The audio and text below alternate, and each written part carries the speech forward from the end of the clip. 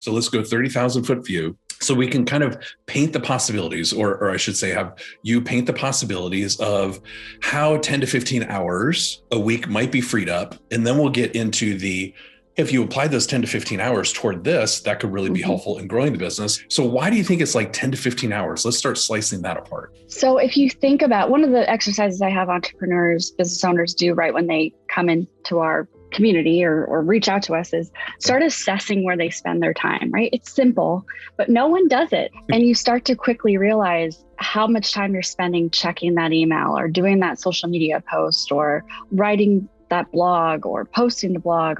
There's thousands of things that we do as business owners that we should not be doing.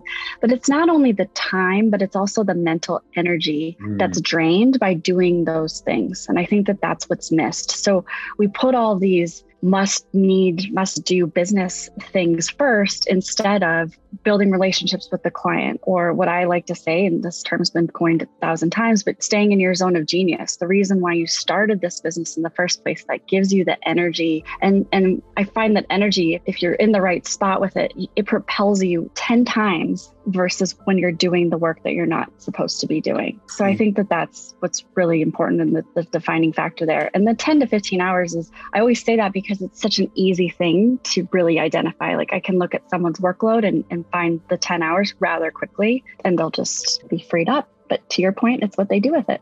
And when I work with business owners, it's baby steps if they've never had this kind of support. So I'm not saying do that and then just dump all of that off. You're going to feel very uncomfortable. We have a prioritization process that we go through. Like, what are the things that you should definitely not be doing? They dump the energy, they time suck you. Start there. And then we walk you through what that is. Once you feel the relief of getting those things off your plate, you're like, this is amazing. And then they're calling me, I need more hours, you know? And so it starts with baby steps, and then you just get really, really comfortable, but it can take a long time. You're right.